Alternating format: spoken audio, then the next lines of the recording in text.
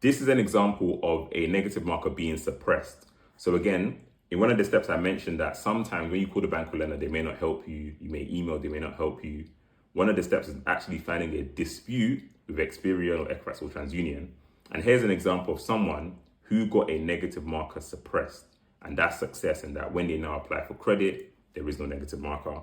I'll just quickly read the line. So yeah, as we haven't received a response from them within 28 days of you raising the matter with us, we have suppressed this information from your report.